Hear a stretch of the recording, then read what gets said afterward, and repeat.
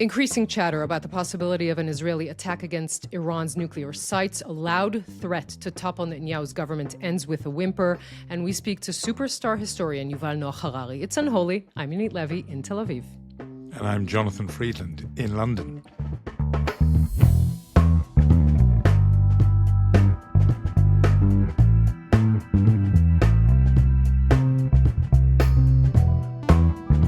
Unholy, two Jews on the news. You may have noticed I lingered a little on the word London there because scene of the first ever Unholy live show just a few days ago. Very fond memories already of that. It was really quite a wonderful evening, wasn't it? We had a very, very good time there. It really was. I was going to start talking about a huge event in London, people from all over the world with at least one diva on stage. I mean, of course, Beyonce in the Spurs Stadium in London. Also this week, the second biggest event, but we thank her very much for not having one of her performances on June 8th, so as not to put this dilemma in front of our fans where to go to, and indeed not in front of Jonathan Friedland himself where to go to. But as you say, it was really a heartwarming and unforgettable experience for us. First ever Unholy Live in London on Sunday. We hope the beginning of a beautiful tour.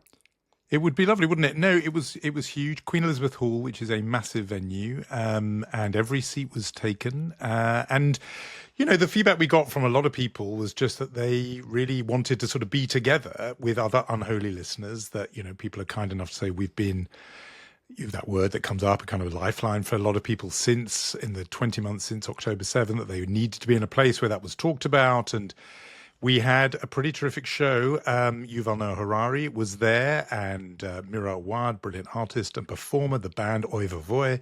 So it was a really great evening. And as you say, we hope we will be with our listeners in one form or other, in one place or another.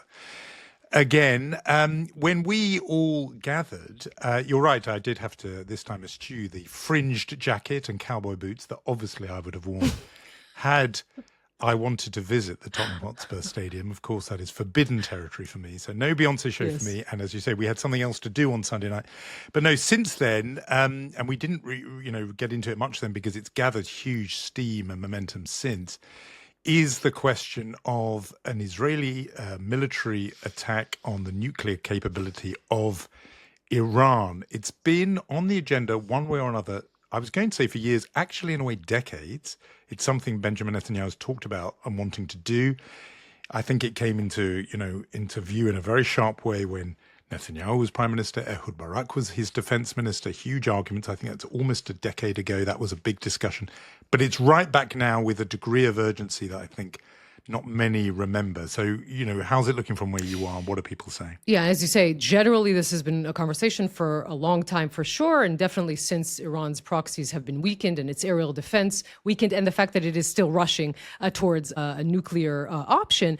But specifically, as we sit here, it's Thursday, 3 p.m. in Israel, 8 p.m. in Washington, the tension really is palpable. Now, this is what we know, right?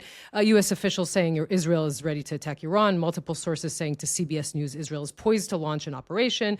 United States actually evacuating non-essential personnel from its embassies in Bahrain, Iraq, Kuwait. Conspiracy theorist Lara Loomer, one of the president's closest advisor, tweeting yesterday something big is coming. The mirror image of Lara Loomer here in Israel, if you will, a man named Yaakov Bardugo, who works in Channel 14 and is considered Netanyahu's mouthpiece, also saying a few days ago, we are days before an attack on Iran. Steve Witkoff also saying we must stand resolute against this danger no matter the cost. We'll add to that, importantly, that the IAEA has passed a resolution saying Iran is not complying with the non-proliferation obligations, which means that could lead to sanctions. Now, why am I saying all of this? Because it all begs the question, Jonathan, why is there so much chatter around Iran? Right? I mean, remember the famous good, bad, and the ugly quote, when you have to shoot, shoot, don't talk. Why is everyone talking so much? Even on the street level in this country, I'll give you a glimpse, right? The conversation is, wait a minute, Netanyahu's son Avner is getting married this Monday. So can something happen before Monday? Will something happen before Monday? Will it happen after Monday? I mean, this is the level of conversation. So again, why is there such chatter? And I will give you three theories just off the top of my head. One is the internal politics. You always have to think about that when you're talking about Israel. And remember, Netanyahu was trying to pressure the ultra-Orthodox not to dissolve his government. that worked. We'll get to that a little later. So that's one thing, right? What, you're going to dissolve the government now that we might be in a war with Iran? So that is one thing. The other thing is externally. Perhaps this is pressure being put on Iran to get a better deal from the president's side, right? So there's a kind of cooperation here saying, let's threaten them as much as we can so they will negotiate with good faith. The other option, and these are just the musings of my brain, like the Queen in Alice in Wonderland says she sometimes believes 6 impossible things before breakfast. So this is an idea or a thought. I would just say that if this is something that Israel seriously wants to do, would it be better to push Iran to strike first and then to have all the justification in the world to do whatever Israel wants in Iran? It's a very strange conversation, right, that we're nonchalantly talking about this, but this is the conversation that is happening in Israel this week. Yeah, I mean, let me add in one more half theory based on your second point, the one about Trump. So I think this is absolutely a sort of, this is a triangle. It isn't just Iran standoff with Israel and vice versa. The United States is a crucial player in this, the key player in some ways. Not so long ago, the American president was saying, we are very close to a deal with Iran. Iran has not buckled, folded, signed on the dotted line yet. And therefore, the pressure, the leverage he has is that my guy in the Middle East, Israel, will pound you and hit you if you don't sign right here. In that sense, Israel is the kind of weapon that is pointed at the temple of the Iranian leadership. So there's that degree of pressure.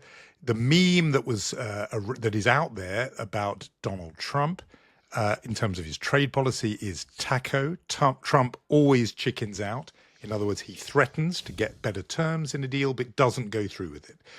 You don't want to test that particularly, and that's why it's still, because if you're an American president, you have huge leverage in the form of a massive arsenal at your disposal, so people are not inclined to call your bluff.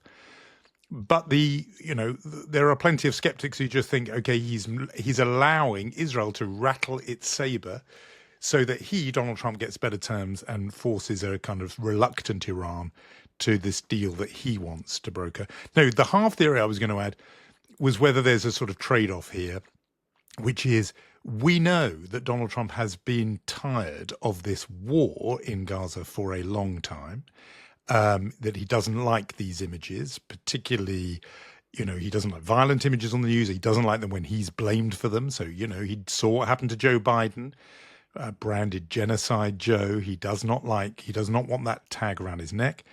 And in order to put pressure on Netanyahu, he's got to give Netanyahu something. And so the idea that he says, all right, stop what you're doing in Gaza, but in return, you can have a free hand on Iran. That's plausible. But as I say, I don't think, that Trump wants this kind of kinetic action. One thing he said recently is, he wants peace and he wants deals. That's what he wants to be his legacy. That's how he wants to operate.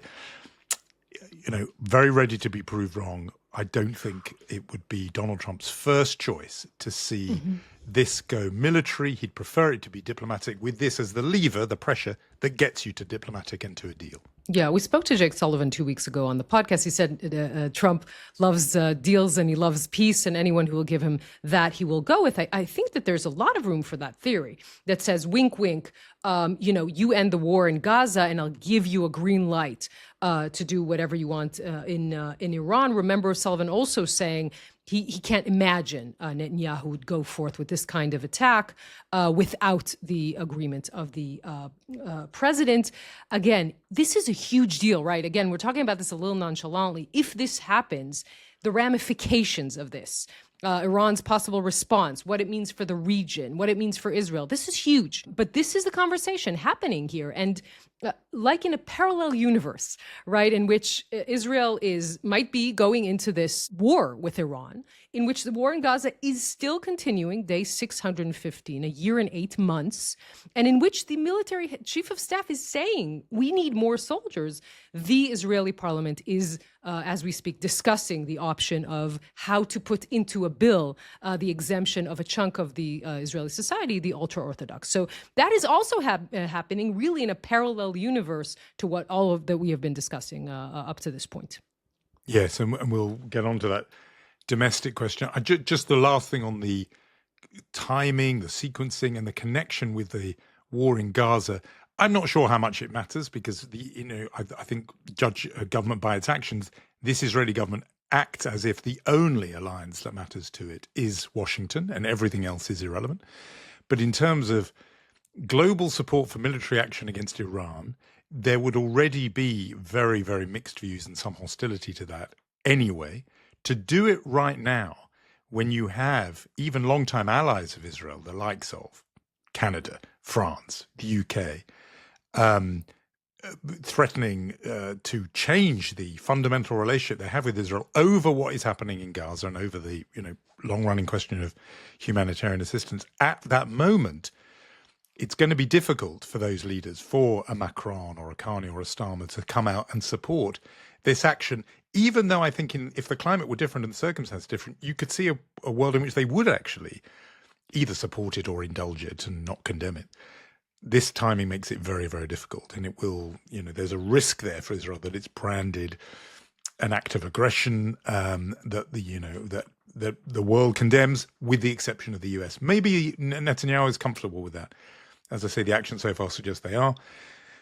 But I think if he did want diplomatic space, the way to do it would be to end the war in Gaza, give yourself a day or two of headlines about ceasefires and hostage returns and all of that, and then in that new window that would be created, take some action against Iran. That would go with the notion of a trade-off, a deal with Trump. But as we say, I'm just not sure about Trump, whether in the end he wants this level of kinetic action, as the military planners call it, on his watch. Not sure of that.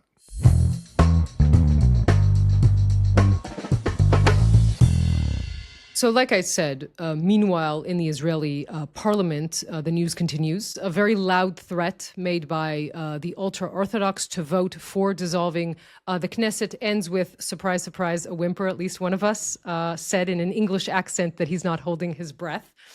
So you can guess who that was last week when we said that the vote is imminent, and the opposition's attempt to reach some sort of majority on that failed.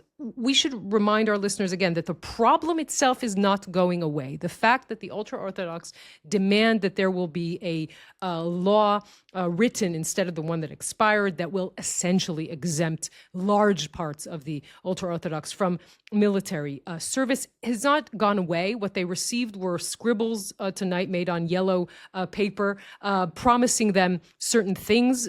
Essentially, if this will ever become a law under these promises, then only in 5 years will we see the beginning of about 7,000 ultra-Orthodox men being enlisted every year. There has been an agreement of sanctions from the side of the ultra-Orthodox. This is considered a big deal that for the first time they agreed for sanctions for people who are not enlisting, but the content of the sanctions is something like you can't have an academic career, which is not a bad thing if you're a rabbi. They're not interested in the yeshiva students who are studying Torah to have an academic career. This doesn't solve the problem in any way. It does do what Netanyahu was hoping it would do, which is kick the can down the road, delay this for another. Remember, he needs to survive 6 weeks now for this session of the Knesset. Then there's a very long recess in which it is very complicated to dissolve the parliament, and only then does the parliament return at the end of October 2025. Elections originally slated for October 2026. That is really a long way still in the future.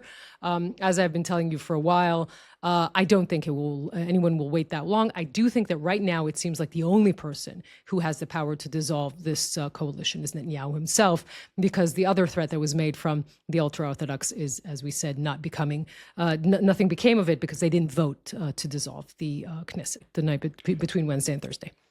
Yeah, and the reason why I wasn't holding my breath was twofold. First, I didn't think the fundamental calculation for the ultra-Orthodox parties had really changed the calculus. It's still in their interest more for this government to continue than for it to collapse. But the other reason is, look, this is what Netanyahu does. Netanyahu does better than anyone. People will have seen those old silent films where it would end on a cliffhanger with the damsel in distress tied to the railway tracks and the locomotive is apparently inches away, and somehow at the beginning of the next episode, she springs free. That is Netanyahu. This is his happy place. This is what he does. He's better at it than anyone. He gets himself in some kind of parliamentary hole, arithmetic, and he finds a way out. He lives for another day. That's him. That's who he is. There's no, I don't think, big long-term strategy. It's just the next 24 hours.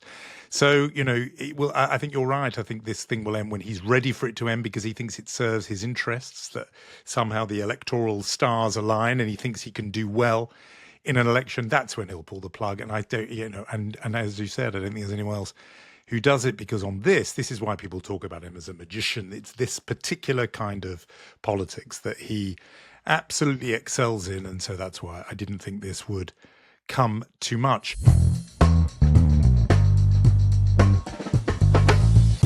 From a political magician to an intellectual wizard, really.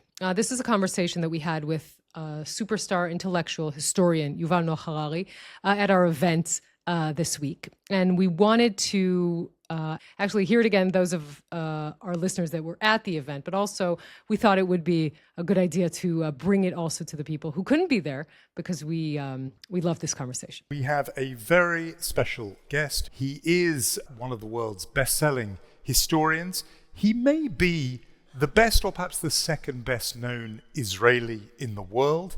He is one of the foremost thinkers of our time. A warm welcome for Yuval Noah Harari. We are very, very thrilled to have you here. Thank you for the invitation. The thing that we do inevitably on Unholy is we talk about what's happened that week, and we're focused on the now. And what you do, and what has made you acclaimed around the world, is this big picture, big sweep of history. So the events we were just talking about now, this period, October the 7th, 2023 till now, where does that fit? Is it footnote or chapter in the sweep of Jewish history? I think it's could be one of the biggest turning points in Jewish history, maybe the biggest since the fall of the temple in 70 CE, since the Roman conquest, because Judaism has survived. It became the world champion in surviving catastrophes, but it never faced a catastrophe like we are dealing with right now, which is a spiritual catastrophe for Judaism itself. Because what is happening right now in Israel could basically, I think, destroy, void 2,000 years of Jewish thinking and culture and existence. That the worst case scenario that we are facing right now, and I emphasize it's a worst case scenario. We can still prevent it, and we can talk later about how to prevent it. But we should be clear about what we are facing if Israel continues on its present trajectory.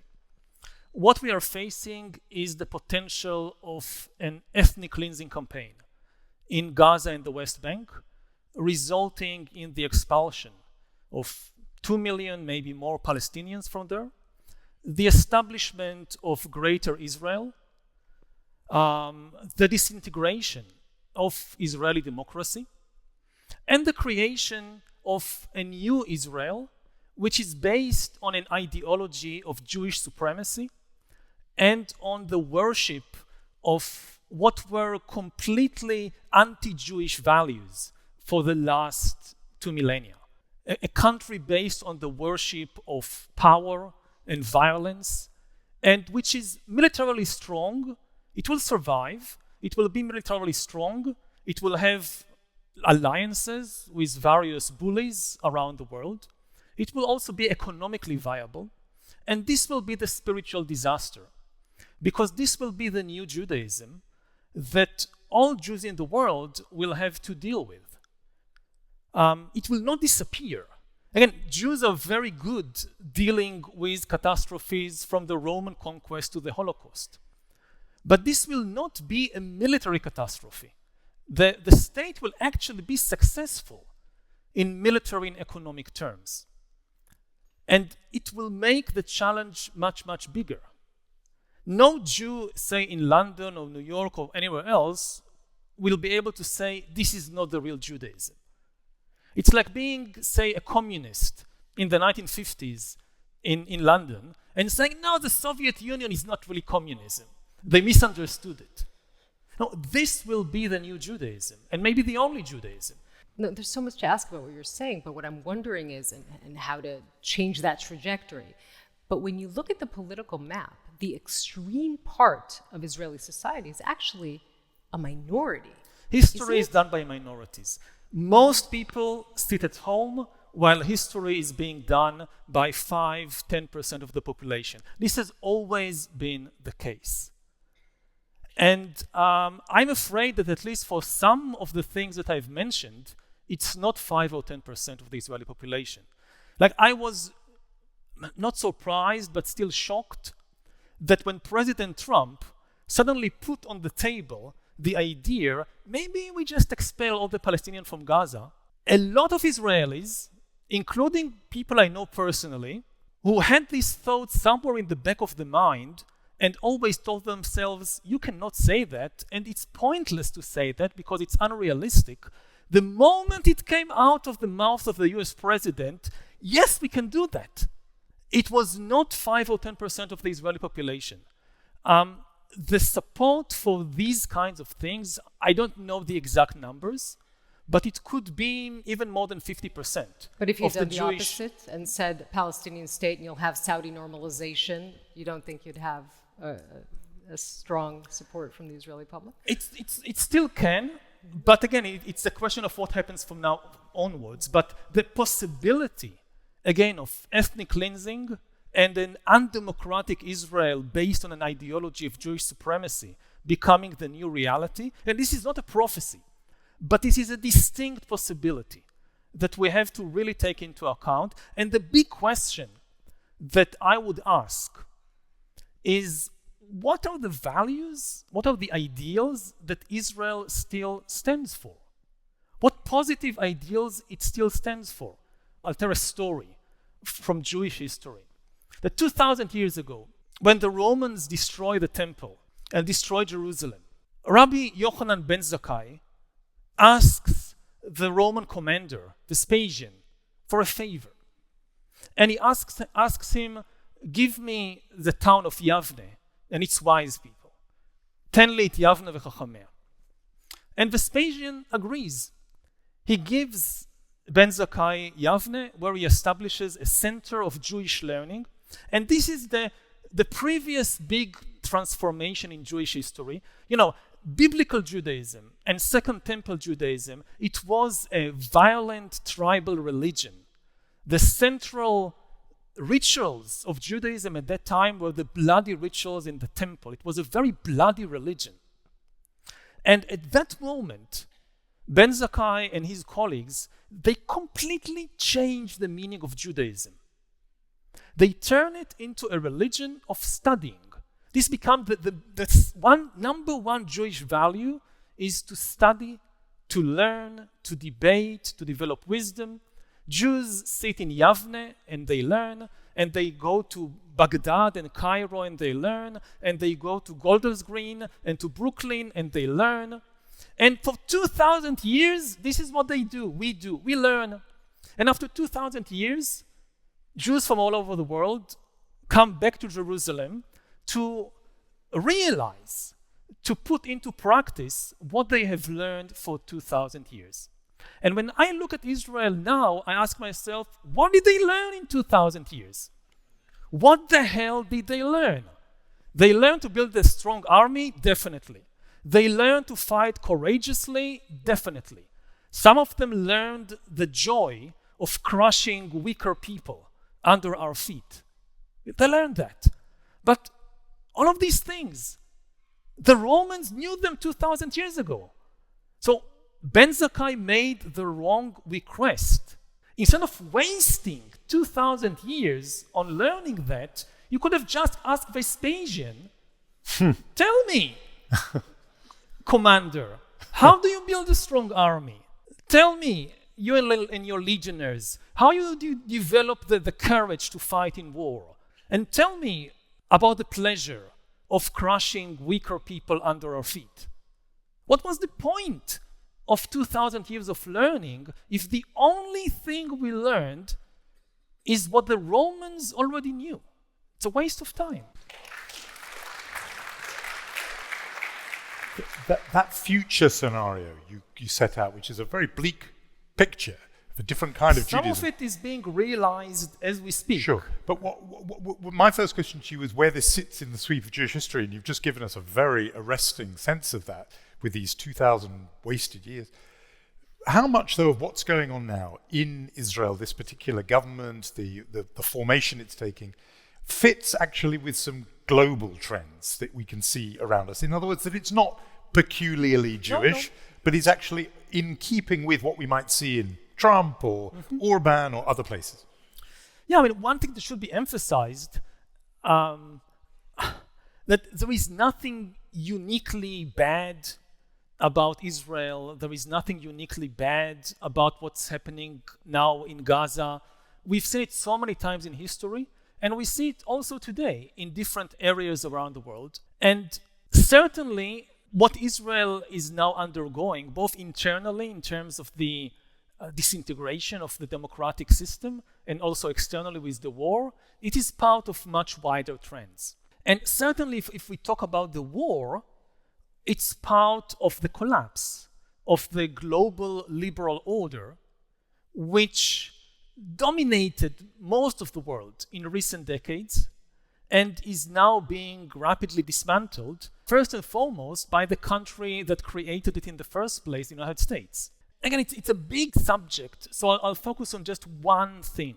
The most important taboo of the global liberal order was that that strong countries cannot just invade and conquer other countries by force of arms just because they are stronger. This was the situation for thousands of years. This is something that the Romans did very, very well. And it stopped being the situation in the last few decades. It has been, I would say, the most amazing political and maybe moral achievement of humankind. And it was not a dream, it was a reality.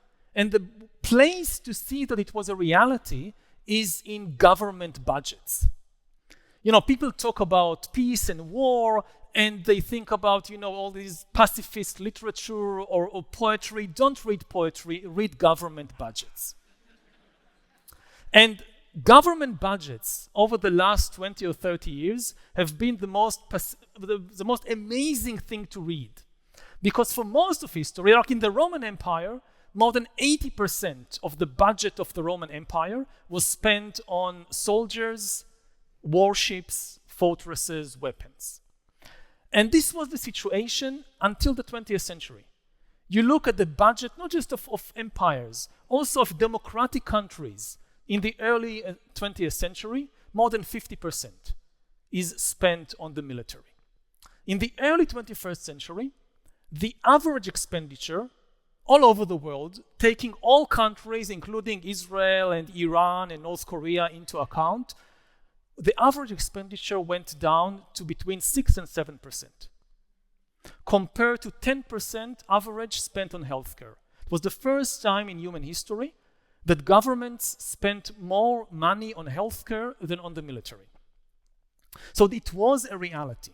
And it was all based on this basic taboo that, okay, there are civil wars, there are revolts, revolutions, we didn't solve all problems. But one thing is off the table. You cannot invade and conquer another country just because you're stronger. And this taboo has now been broken. Most clearly by Putin with the invasion of Ukraine, but instead of trying to contain it and to punish Russia for what it has done, the current US administration joined Russia in basically saying, this is the new normal. It's no longer a taboo, you can now do it. And for instance, when President Trump says that he has plans to annex Greenland, and if Denmark refuses to cede Greenland, then all the options are on the table, including the use of force. You know that we are in a different world. And every government around the world now realizes.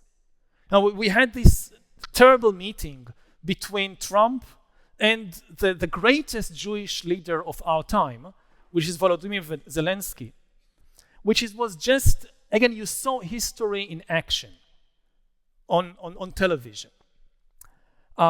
Trump was repeatedly telling Zelensky, you don't have the cards, you don't have the cards. And Zelensky was saying, I'm not playing cards. And Trump was telling him, you are playing cards, and you don't have the cards. International relations are no longer about law, about morality, about justice. It's only about cards. And every prime minister and president in the world was watching this exchange, telling herself or himself, I could be in Zelensky's chair next year. Do I have cards? And every prime minister and president picked up the phone and told his defense minister and his treasury minister, we need cards. I'm traveling the world, and in more and more countries I visit, the one thing that I keep hearing is nuclear weapons. You go to Germany, you go to Poland, you go to Japan, they are telling you, we need nuclear weapons. If Russia invades Lithuania or Poland, will the Americans really protect us? No. We need cards. So if you're Germany, for instance, and you ask yourself, who will give us some cards? So we can't trust the US. There are two other countries in Europe with nukes. You have Britain, you have France. Britain is no longer in the EU. France, what if Le Pen or one of her people wins the next elections? Does Germany really want its defense to rely on that kind of French government? What happens in Britain?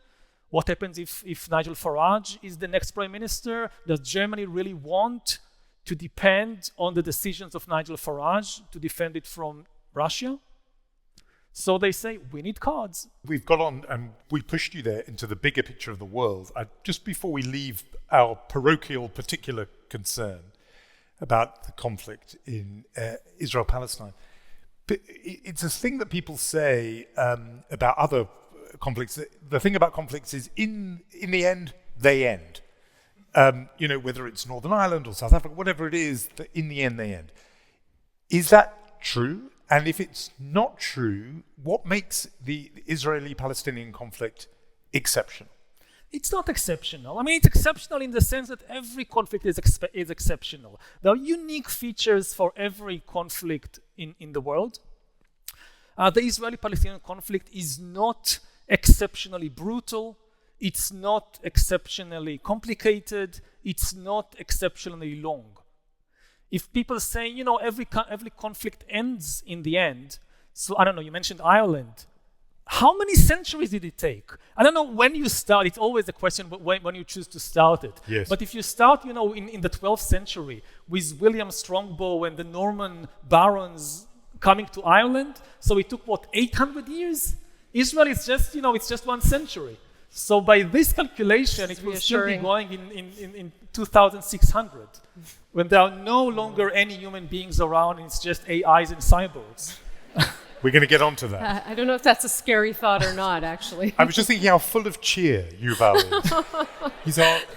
He's our little ray of sunshine that he's bringing here. It does help. It does help because I have to tell you, yesterday I was at a dinner party with very good friends, and there were 2 topics on the table. One was the Middle East, and the other was AI. And the issue of AI was markedly more depressing than the Middle East, which I found, in a weird way, a little bit reassuring. Because at the end of the day, the Middle East is about what you would call the carbon-based mind, right? The decisions. It could be bad decisions, good decisions, trajectories, but it's still humans. And AI, at some point, when it can refine itself, when we hit the artificial global intelligence or the artificial superintelligence, no one honestly knows what is going to happen, not the designers, not anyone else. And I wonder what would you even like this audience to leave here with, thinking about that, about AI? Before we kind of rush to say, is it good, is it bad, utopian scenarios, dystopian scenarios, just to understand what to focus on. Why is it such a big revolution which is different from anything we've seen before in history? And the word, the term to focus on is agency. Every previous invention in human history empowered humans, because whether it was the printing press or the atom bomb or the airplane, it was a tool in our hand. We decide what to do with it. AI is different because it's not a tool, it is an agent. What is an agent? An agent is something that can make decisions by itself, can invent new ideas by itself, can learn and change by itself. By definition, if you create an agent, you cannot predict what it will do and how it will behave.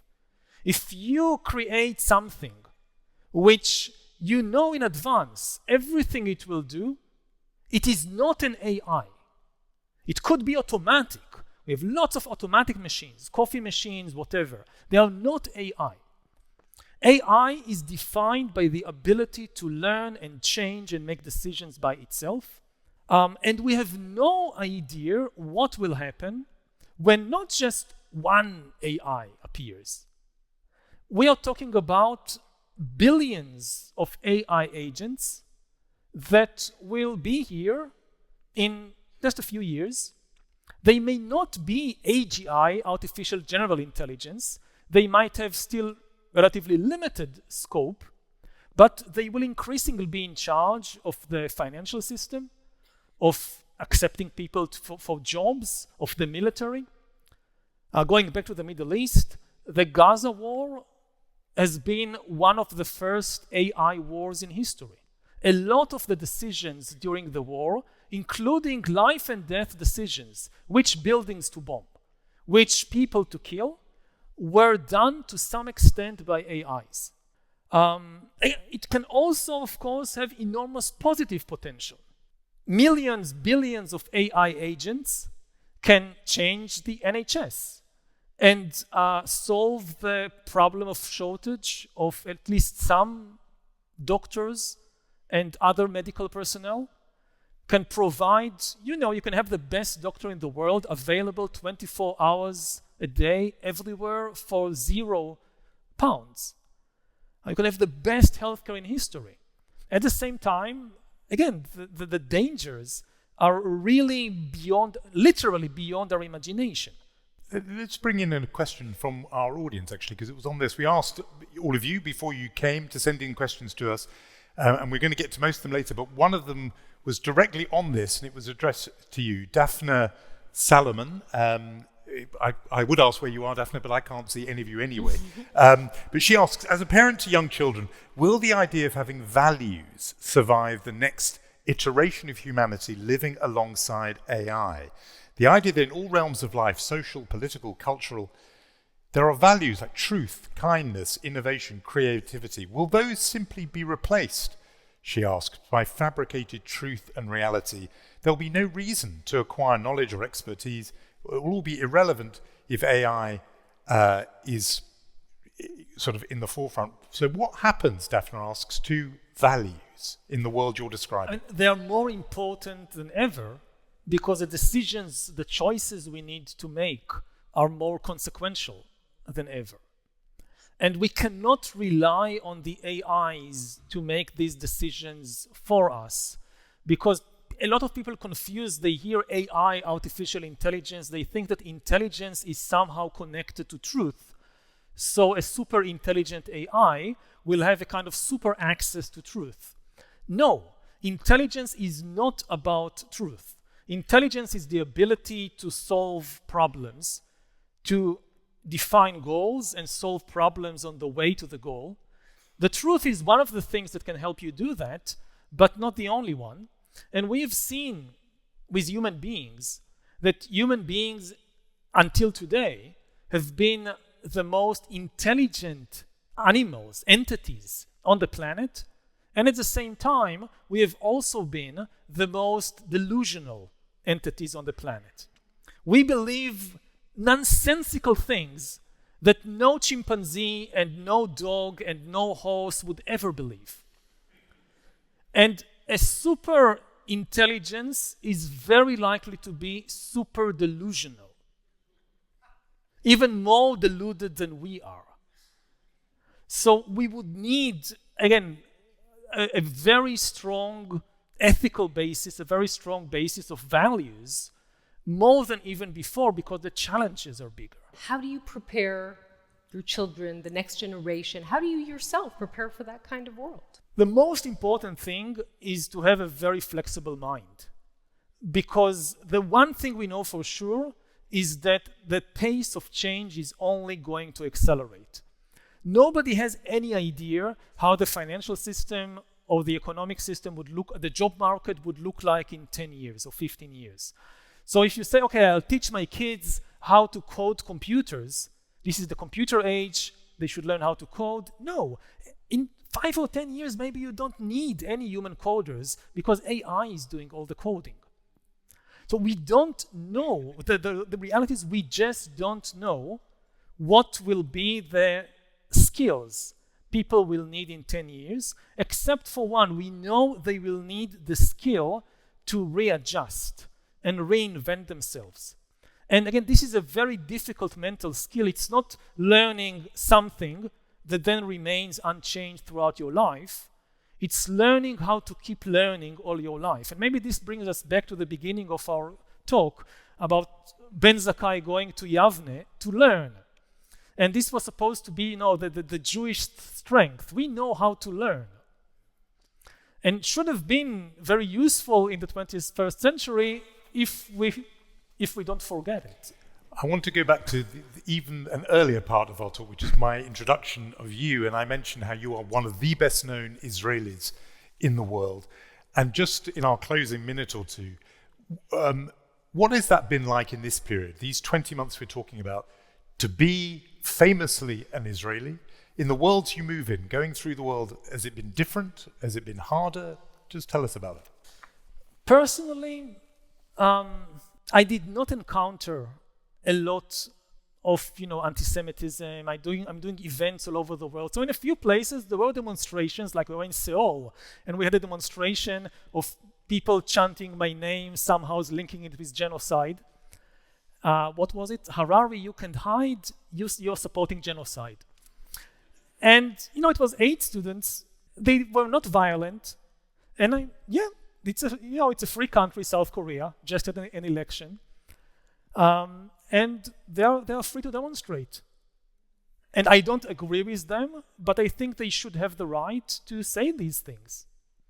I don't think it's very constructive, but humans often do unconstructive things. I did have a lot of more constructive conversations all over the world. One of the things that I see, for instance, in Israel, is that people have this kind of, it's, I think, part of the government propaganda, this extreme idea that in the whole world everybody hates us. Like I'm talking with people in Israel and they tell me, be careful in London, it's very dangerous there. And again, the ability of humans to invent and believe in illusions that serve their purposes. I do hope that what you're trying to do and have a more constructive and complex conversation, the ability to see, the humans have also this amazing ability to hold 2 ideas in their mind at the same time. You have these billions, tens of billions of neurons and trillions of synapses. They should be able to hold 2 ideas. I didn't say 10 ideas. 2 ideas at the same time. That Israel has a right to exist and also Palestine has a right to exist. Shouldn't be so difficult. Thank you. We are... As long as there are humans, it's always a delight to talk to Yuval Noah Harari. It really is. And even after, I think it will be a delight. Even after, it's a big and warm thank you to Yuval Noah Harari. Thank you.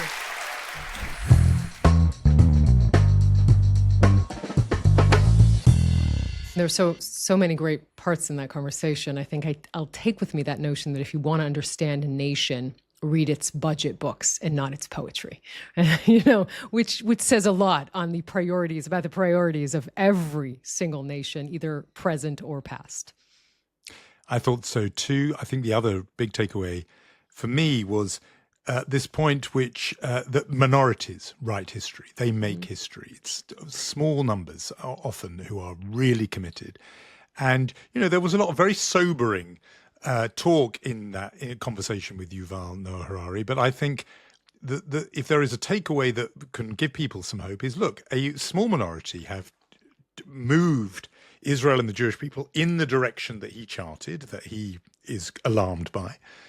In some ways, the flip side of that means it would only take a small, admittedly equally committed minority to push things back on track, as I would see it. So I think, there was some sobering messages there, but I think there's some hope contained in the idea that it's not going to have to be everyone. You don't have to win everyone over.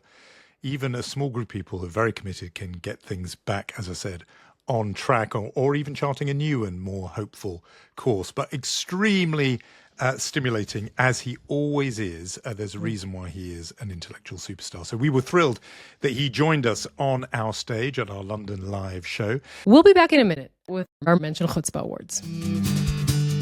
Hey, podcast listeners, this is Amanda Borschel-Dan, host of the Times of Israel's daily briefing, What Matters Now, and our newest series, The Friday Focus with Lazer Berman. If you want to put faces to the names in the news and see footage of what's happening on the ground, check out our Times of Israel YouTube channel, and you can watch all 3 podcast series there too. So now you can listen or watch wherever you get your podcasts.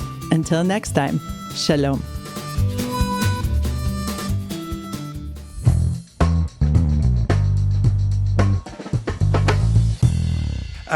We promised there, and in fact we carried on there, our tradition of awards, and we carry that on right now. I think the Chutzpah nomination falls to you, Yonit. Yes. Look, I think there are people in the world who suffer from attentionese, right? They want the world to talk about them. They go to a lot of provocations to make sure that they grab headlines.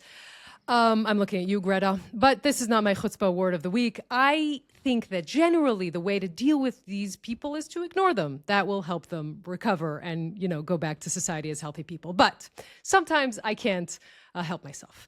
And so this week, I would suggest the award goes to Galit Distal Atbarian, who's an MK from the Likud. I think not the first time nominated in our podcast. By the way, also an award-winning author, which just proves that people are complicated. Anyway, this week, she argued with Labor MK Gilad Kariv.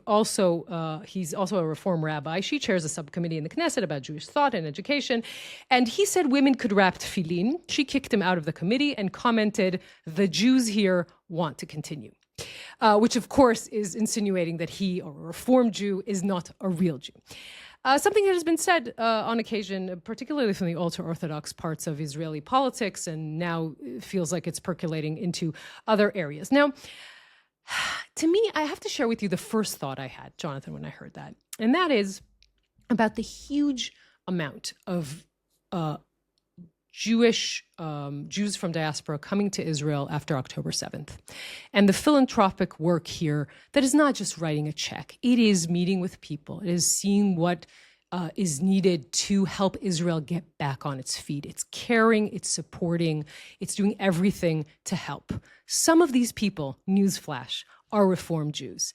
And the way that you are disrespecting them is just insulting in a very, very deep way. I think that the way that we talk about other people that we disagree with after October 7th needs to be markedly different than the way we talked before October 7th. And the first person who seems to understand that is Galit Distal herself, who said in January 2024, she was guilty of the sin of tearing the country apart. She resigned from her ministerial role. She said there were about 100 people who drove 9 million people toward the abyss. And that she was one of them. She weakened the nation with her rhetoric. So that was her contrition. It was brief. Now she's back to this rhetoric. I would just, hold on to the American adage that says, if you don't have anything nice to say, don't say anything at all. There would be a deafening silence on the benches of many Knesset members if they followed that very wise rule. No, I think a very worthy chutzpah nominee, and you're absolutely right about diaspora Jews. The American Jewish community, I think, is overwhelmingly, or very large numbers anyway, are non-Orthodox, and that's true of other communities around the world. And, you know, it's a massive middle finger that she was essentially showing them, and I think you're spot on. So I think that passes through the nominations committee unanimously. I've got a choice in our mensch category. I want to nominate someone who many of our listeners will not have heard of. In fact, I think almost all of them. His name is Ethan Amittai Westfield. He is 13 years old. And last weekend, I was present for his bar mitzvah. And, you know, you'll be thinking, okay, well, we've all got friends who have bar mitzvahs, fine. There are many unique things about Ethan. He did his portion very beautifully. That's all great. But the particular reason I'm mentioning him is that he is the grandson of Yocheved and Oded Lifshitz. Yocheved famously held hostage in Gaza and released early on after October 2023. And Oded Lifshitz was confirmed as dead just a few months ago. It just happens to be that Sharon Lifshitz, their daughter, is a member of the same synagogue that I go to. And she lives here in London, and this was the bar mitzvah of her son. And it was an extremely moving occasion. Just every aspect of it. I mean, for one thing, the rabbi praised Ethan for having learnt the portion so well, because he'd had to learn it 3 different times, 3 different portions, because the date kept on getting postponed to do with the wait for news about his grandfather, Oded. Hearing Sharon called up for an Aliyat Torah to go up to read the Torah, the Hebrew name is called out in canted Sharon bat Yocheved for Oded. Very moving to me, and everyone there. And then finally, you know, as many synagogues around the Jewish world, there have been an empty chair for the remaining hostages with portraits sitting there. They were there throughout, 2 hostages who are still in Gaza. And again, following what has become a tradition, there is a prayer for hostages, and that was sung. And to hear that being sung by a congregation and looking and seeing Yocheved Lifshitz in among that congregation, well, it got me, put it that way. And really, above all, this was a joyous occasion for a family that have really known so much sorrow over the last 20 months or nearly more. And the reason why they were able to come together in joy was because of Ethan Lifshitz, 13 years old. So that is why he is my nominee for Mensch of the Week. If ever there was a reason for the Yiddish word verklempt, I think that was the story. It's a beautiful one. I'm glad that you told us the story. We are, ending this episode of Unholy in a week that was very special for us. So we want to use that opportunity to say thank yous. We said our thank yous at the event for everyone who helped facilitate that, but a good opportunity to say a big thank you to our inimitable producer, Michal Porat. We would be lost without you. To our co-founder, Lior Friedman, and co-founder and coach. Also, if I may, Sarah, thank yous to friends who walk with us a long way and couldn't be there in London. So Gaia Glazer, Omer Primat, Itai Dankner, and Justin Hyatt, thank you for all of what you did for Unholy. Absolutely. Our thanks to all those people, to many other partners who helped the occasion as well. I mentioned them on the stage of the night, the team at Curtis Brown, at Sendler, at the South Bank. Also Jewish News helped us get the word out about that big live show. But finally, I think we can have a chance to hear something really was very special, and a second chance for us to thank them. Oi for Voy, who performed, who we've mentioned actually on the podcast before, this extraordinary musical collective. They've been around 20 plus years, drawing on klezmer music, Ladino music, Mizrahi music, Israeli music. They have had a sort of, a bruising time recently where a couple of performances of theirs were cancelled. They talked to us about that on stage, but they have composed a really genuinely beautiful song, which somehow amazingly manages to be simultaneously, has a sort of melancholy and sadness in it, but it is also rousing and uplifting. It's inspired by the tragedy at the Nova Music Festival and the resolve that many people have expressed that we should dance again. And a big thank you to Oi for Voy, and this is Dance Again. Although the day is gone, although the night is long, we